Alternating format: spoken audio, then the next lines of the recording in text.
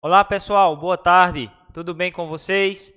Olha a gente aqui de novo, juntinhos, para vivenciarmos mais uma aula de língua portuguesa. Hoje nós estaremos fazendo o nosso terceiro e último aulão para as provas do SAEB e do SAEP, tá bom? Então essa aula será destinada para as turmas do 8º e 9º anos. Então desde já eu já quero convidar você a pegar o caderno, a pegar a caneta para fazer a anotação do gabarito das questões que você acha que está correta, né? A alternativa que você acha a correta. Esse aulão que nós vamos fazer, ele é no mesmo modelo dos outros aulões, tá bom? Então, vamos lá. Nesta aula, nós estaremos vivenciando mais 3 descritores, tá? Que esses descritores, é a partir desses descritores que as questões foram escolhidas, foram desenvolvidas e que quando vocês forem realizar as provas, também vai ser baseado nesses descritores que essa prova ela é baseada, né? Ela é tirada. Então, as questões vai acontecer de acordo com os descritores, tá bom? O primeiro descritor que nós vamos ver as questões de hoje é o descritor 9, que tem como o tema diferenciar as partes principais das secundárias em um texto. Então, vale salientar que todo texto ele vai apresentar partes principais e partes secundárias. Mas vale dizer que as partes secundárias não são irrelevantes, certo? Elas são importantes também. Mas essas partes secundárias ajudam na construção da ideia principal. Então, o descritor 9 é diferenciar as partes principais das secundárias em um texto. Bom, então aperta o cinto que eu já vou colocar a primeira questão. Diz o seguinte: leia o texto abaixo. Muitos dizem ser necessário estudar em um ambiente silencioso, sem distrações. No entanto, para alguns, o estudo em um ambiente tranquilo também pode ser tedioso e não render em nada. Por isso, apoiamos aqueles que gostam de músicas para estudar. Embora alguns estudos digam que ouvir música não é bom para estudo, acreditamos que ouvir música é uma boa alternativa para estudar calmamente. Você pode criar um ambiente tranquilo, onde você pode ser produtivo estudando sem ser em um silêncio absoluto. A música também ajuda a elevar o seu humor e motivá-lo a continuar. E tem alguns que dizem que ajuda na memorização e no ânimo para estudar. Mas o desafio é escolher as músicas para estudar. Se você escolher o tipo errado de música, você pode acabar se distraindo com ela, em vez de melhorar a sua concentração para estudar para as próximas provas. E aí, observaram o texto? Detectaram qual é a mensagem principal, quais são as mensagens secundárias desse texto? A partir dessa leitura minuciosa, vamos responder as seguintes questões, ou a seguinte questão. Qual é o trecho que apresenta a informação principal desse texto? Será que é a letra A? Muitos dizem ser necessário estudar em um ambiente silencioso? Será que é a letra B? Acreditamos que ouvir música é uma boa alternativa para estudar calmamente? Ou será a alternativa C? E tem alguns que dizem que ajuda na memorização. Eu já quero dizer a vocês que a resposta correta está aí no meio dessas 3. Vou dar um tempinho para você pensar. Qual é o trecho retirado desse texto que faz parte ou é, na verdade, a informação principal? E aí, vamos ligar o nosso relógio? Tic-tac, tic-tac, tic-tac, tic-tac. tic-tac. Encontraram, pessoal? Vamos ver qual a alternativa correta. Também tem a letra D, né? Se você escolher o tipo errado de música, você pode acabar se distraindo com ela. Será que é essa também? Mas eu já tinha dito anteriormente que estava entre as três. Pensaram direitinho? Vamos ver a alternativa correta? Isso mesmo, é a letra B. Parabéns para quem marcou a letra B. Porque vamos observar o que o trecho diz. Acreditamos que ouvir música é uma boa alternativa para estudar calmamente. Aqui se torna a informação principal porque ele mostra que ouvir música é uma boa alternativa para estudar calmamente. Já nos outros, se você observar, por exemplo, a letra A diz, muitos dizem, não é uma coisa de certeza, né? Aí a letra C diz, e tem alguns que dizem. Letra D, se você escolher o tipo errado de música, você pode acabar se distraindo com ela. Aqui a gente observa que é uma ideia secundária, porque já está falando do tipo de música para estudar. Então, a ideia mais completa é a letra B. Acreditamos que ouvir música é uma boa alternativa para estudar calmamente. Parabéns para quem colocou a letra B. Vamos para a segunda questão. Necessidade de alegria. Leia o texto abaixo. Necessidade de alegria. O ator que fazia o papel de Cristo no espetáculo de Nova Jerusalém ficou tão compenetrado da magnitude da tarefa que, de ano para ano, mais exigia de si mesmo, tanto na representação como na vida rotineira. Não que pretendesse copiar o modelo divino, mas sentia necessidade de aperfeiçoar-se moralmente, jamais se permitindo a prática de ações menos pobres. E exagerou em contenção e silêncio. Sua vida tornou-se complicada, pois os amigos de bar o estranhavam, os colegas de trabalho no escritório da Impetur, empresa pernambucana de turismo, passaram a olhá-lo com espanto, e em casa a mulher reclamava do seu alheamento. No 6º ano de encenação do drama sacro, estava irreconhecível. Emagrecera, tinha expressão sombria no olhar e repetia maquinalmente as palavras tradicionais. Seu desempenho deixou a desejar.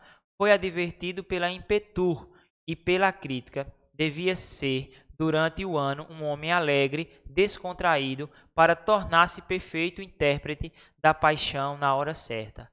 Além do mais, até a chegada a Jerusalém, Jesus era jovial e costumava ir às festas. Ele não atendeu às ponderações, acabou destituído do papel, abandonou a família e dizem que se alimenta de gafanhotos no agreste. Olha aí que texto, né? Muito forte a mensagem que ele traz. Você conseguiu identificar a mensagem principal, a ideia principal? Então, a partir dessa leitura minuciosa, vamos responder a segunda questão, que diz: qual é a informação principal no texto necessidade de alegria? Letra A arte de representar exige compenetração. Letra B, o ator pode exagerar em contenção em silêncio. Letra C, o ator precisa ser alegre. Ou letra D, é necessário aperfeiçoar-se.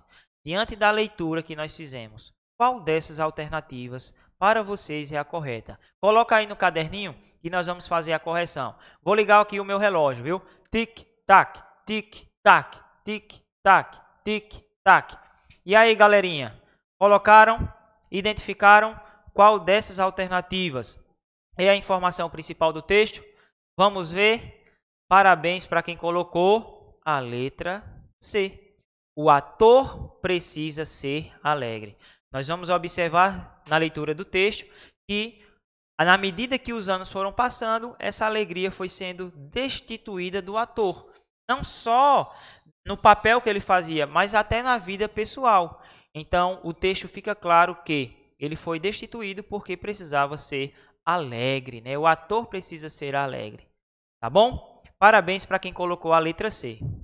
Dando continuidade, nós vamos ver o segundo descritor, o descritor de número 21, que diz o seguinte: reconhecer posições distintas entre duas ou mais opiniões relativas ao mesmo fato ou ao mesmo tema. Olha aí que descritor interessante, né?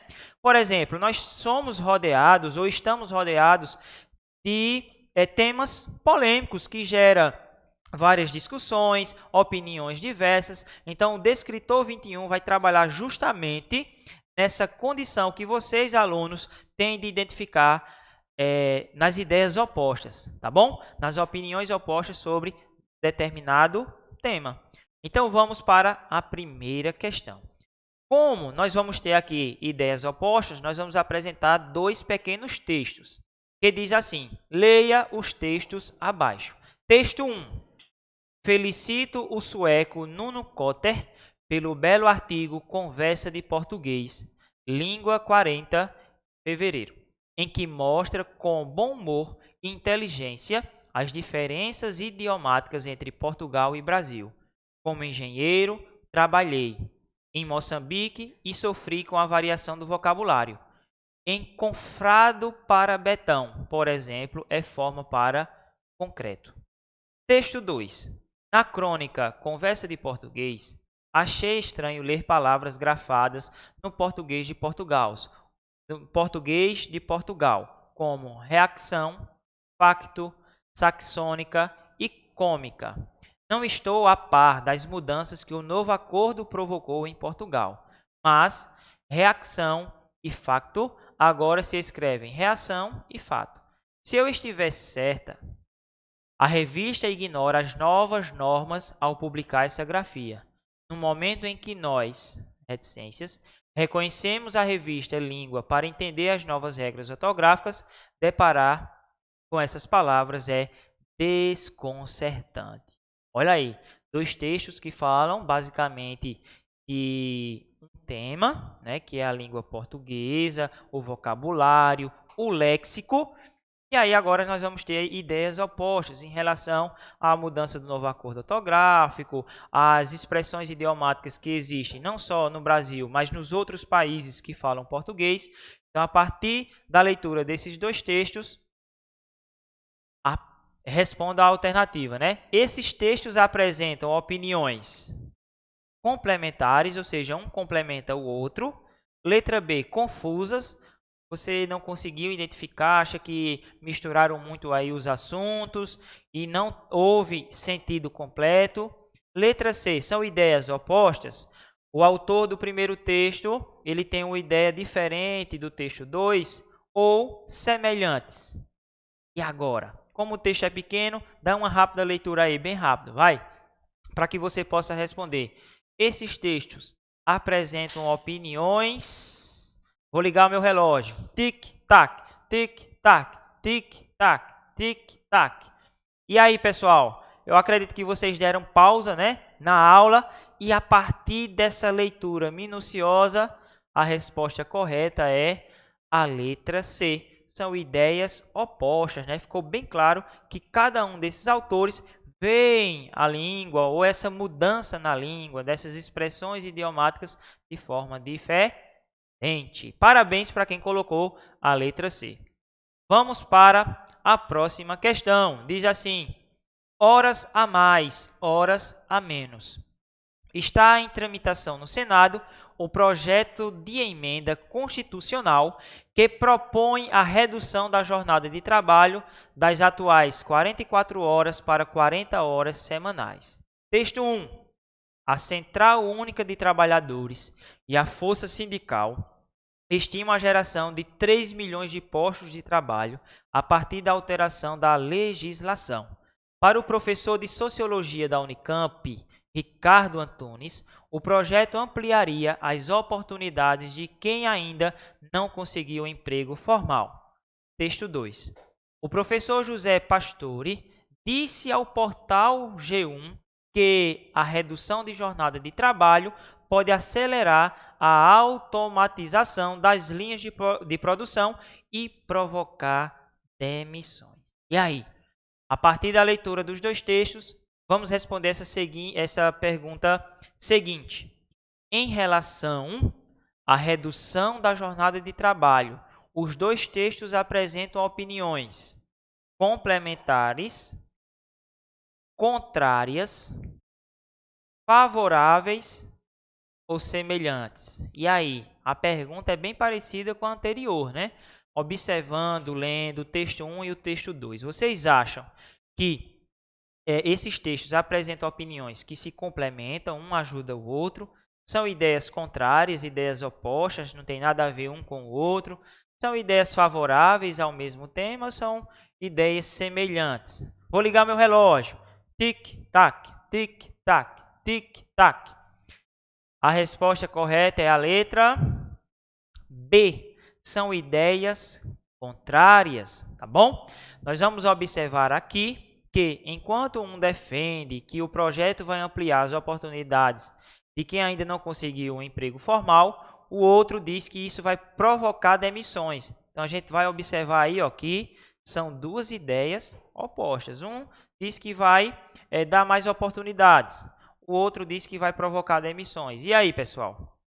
Tá vendo como é interessante? Ideias opostas sobre o mesmo tema. Dando continuidade, vamos para o último descritor da nossa aula de hoje, que é o descritor 16, que é muito legal, por sinal, no qual vocês vão precisar identificar efeitos de ironia ou humor em textos variados. É importante que saibamos diferenciar quando o autor utilizou ali recursos linguísticos para trazer uma ironia, fazer uma crítica, né, baseada em uma ironia, ou mesmo apresentar de forma humorística algum tema, algum texto, algum acontecimento, tá bom? Então, eu espero que você saiba diferenciar o que é ironia, o que é humor. A partir disso, vamos responder mais duas questões. Olha só, leia o texto abaixo. As duas noivas. O ônibus parou e ela subiu. Ele se encolheu, separando-se da outra, as mãos enfiadas entre os joelhos e olhando para o lado como se adiantasse. Já tinha sido visto. A noiva sorriu agradavelmente, surpreendida. Mas que coincidência! E sentou-se ao seu lado. Você ainda não viu nada, pensou ele, sentindo-se perdido ali entre as duas. Queria sumir, evaporar-se no ar. Num gesto meio vago que se dirigia tanto a uma como a outra, fez a apresentação com voz sumida. Esta é minha noiva. Muito prazer, disseram ambas. Olha aí. Que texto, hein? Já pensou na situação? No texto, a ironia está no fato de que as moças se conheciam, se cumprimentaram, falaram ao mesmo tempo ou noivaram com o mesmo rapaz. E aí, pessoal? Dê uma lidazinha de novo no texto. Vamos ler novamente para a gente entender. O ônibus parou e ela subiu. Ele se encolheu, separando-se da outra, as mãos enfiadas entre os joelhos e olhando para o lado, como se adiantasse, já tinha sido visto. A noiva sorriu, agradavelmente surpreendida. Mas que coincidência! E sentou-se ao seu lado. Você ainda não viu nada, pensou ele, sentindo-se perdido ali entre as duas. Queria sumir, evaporar-se no ar. No gesto meio vago, que se dirigia tanto a uma como a outra, fez a apresentação com voz sumida. Esta é minha noiva. Muito prazer, disseram. E aí, pessoal? A ironia nesse fato acontece porque as moças noivaram com o mesmo rapaz, né? Noivaram com o mesmo rapaz, tá bom? Olha aí que texto interessante, que se a gente ler com calma, daria tranquilamente para acertar essa questão. Vamos para a segunda? Parabéns para quem colocou a resposta correta, né? Ele noivou com as duas moças. Leia o texto abaixo. Joãozinho e os pronomes. Na escola. Joãozinho. Sim, professora. Por favor, diga-me 2 pronomes. Quem? Eu? Muito bem, garoto. O humor desse texto está. Letra A. na forma como o Joãozinho atende a professora. Letra B, na maneira como a professora faz o pedido ao Joãozinho. Letra C, no fato de Joãozinho responder corretamente sem intenção. Ou na letra D, no jeito como a professora faz um elogio a Joãozinho. Eu vou ajudar vocês. Quando ele responde assim, quem? Eu, aí já tem dois pronomes. Aí ela diz, muito bem, garoto. Vou ligar o relógio. Essa questão é muito fácil. É mamão com açúcar. Tic-tac, tic-tac, tic-tac, tic-tac. Acabou o tempo, pessoal. A resposta correta, qual seria? A letra C. No fato de Joãozinho responder corretamente sem intenção. Quando a professora diz, Joãozinho, e ele diz, sim, professora, por favor, diga-me dois pronomes. Aí ele diz, quem? Eu? Ele respondeu corretamente sem intenção, né? Quem é um pronome interrogativo e eu um pronome pessoal. Caso reto. Então, nós vemos aqui que ele responde corretamente sem intenção. E aí, galerinha, chegamos ao fim da nossa aula. Espero que vocês tenham curtido esse nosso último aulão do SAEB, do SAEP. Espero que a maioria de vocês tenham conseguido responder as questões, acertado a maioria delas e só posso dizer uma coisa, né? Foi muito bom estar com vocês e até o próximo encontro que Deus vai nos proporcionar. Tchau e se cuidem.